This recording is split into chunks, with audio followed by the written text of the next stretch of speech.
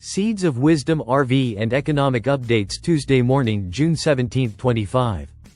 Listen to the full version on the official dinarreport.com website and become our supporter on Patreon. Good morning. Dinar recaps. Ripple vs SEC stalls again as appeal put on hold. Here's what's holding it up. The U.S. Securities and Exchange Commission, SEC, has requested to extend the pause in its high-profile legal battle with Ripple Labs, with the next court update scheduled for August 15. In a joint filing submitted on June 16, both parties asked the Second Circuit Court of Appeals to maintain the current hold, citing an unresolved district court issue, despite reaching a formal settlement agreement last month. What began as a billion-dollar dispute edges toward resolution. Black Small Square. This case, launched in 2020, centers around the sex accusation that Ripple illegally raised $1.3 billion through unregistered XRP sales. Black Small Square. A partial ruling in 2023 provided clarity. XRP sales to retail investors were not securities, but institutional sales were found to have violated securities laws. Black Small Square. In May 2024, the two sides reached a settlement in principle, finalized in writing on May 8. Under the agreement, Ripple will pay $50 million to the SEC. The remaining $75 million from a previous penalty will be returned to Ripple. The injunction blocking certain Ripple activities would be dissolved. Settlement hits a wall in district court. Black Small Square. The agreement cannot move forward without district court approval to revise its earlier judgment. Black Small Square. Both parties submitted a motion requesting an indicative ruling, a legal signal from the court that it would consider modifying the judgment.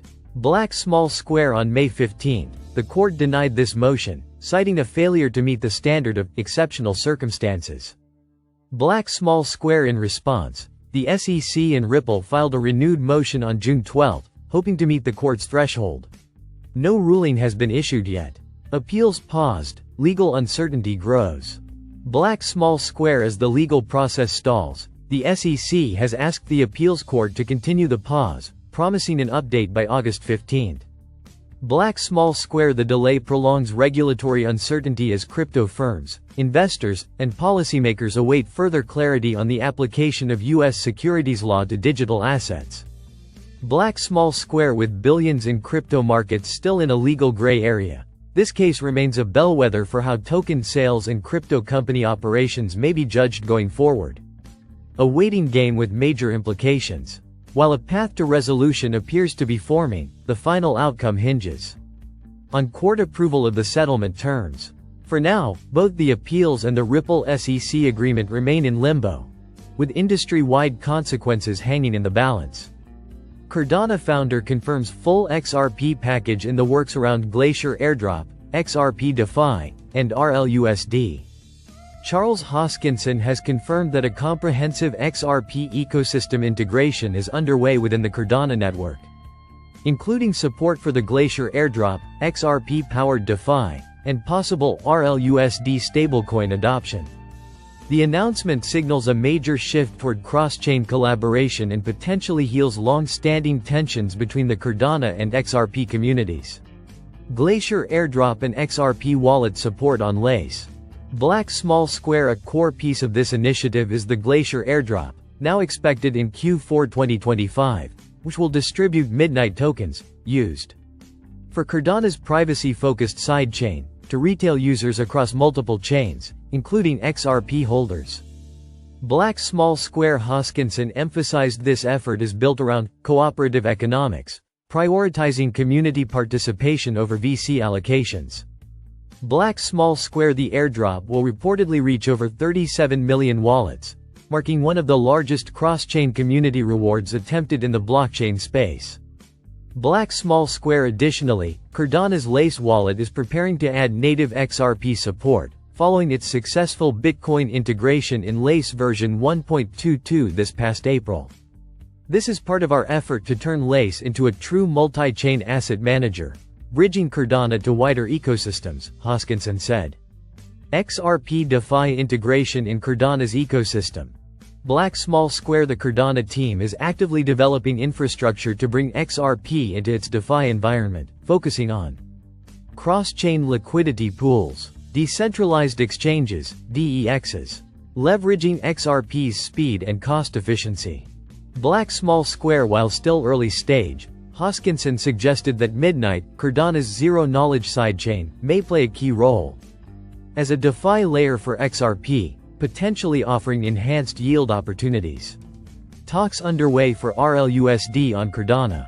Black small square in what could be a milestone for stablecoin interoperability. Ripple's RLUSD may soon expand beyond the XRP ledger, with discussions underway about integrating it into the Cardano network.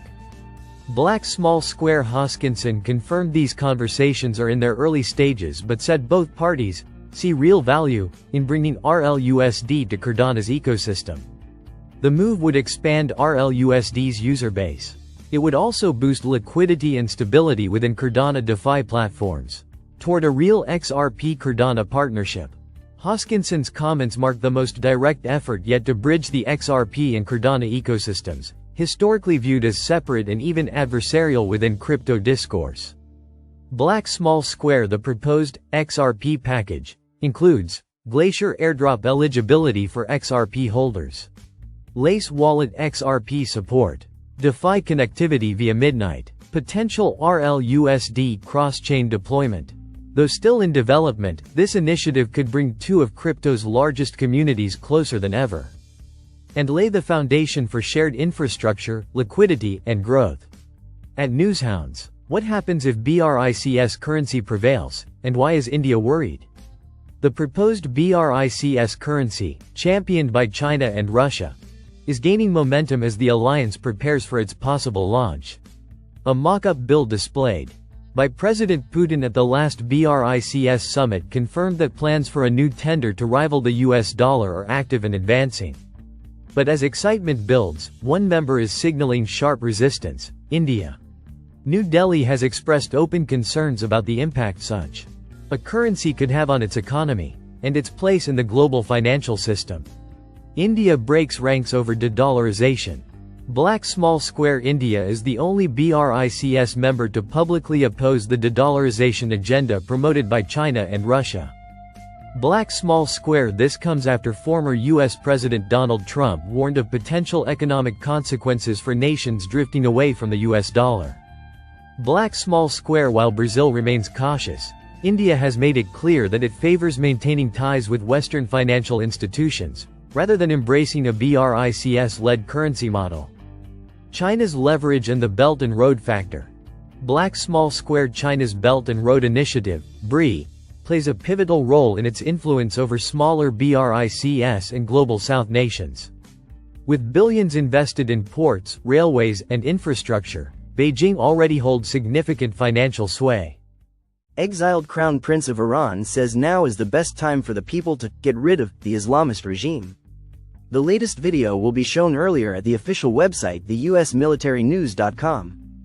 5 days into Israel's Rising Lion campaign against the Islamic Republic of Iran, and as President Donald Trump is now calling for the unconditional surrender of Supreme Leader Ali Khamenei and other Islamists in the radical nation's government, Reza Pahlavi, the exiled Crown Prince of Iran, says now is the best opportunity for the Iranian people to finally overcome this regime and get rid of it.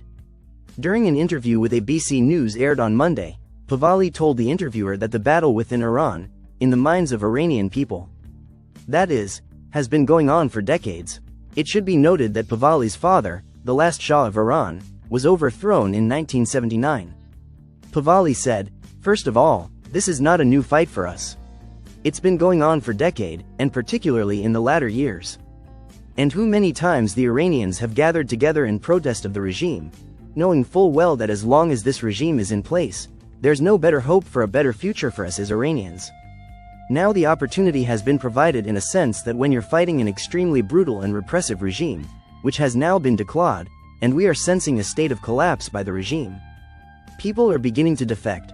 Relatives of the regime are taking flight, by the leaders of the regime themselves hiding in an underground tunnel.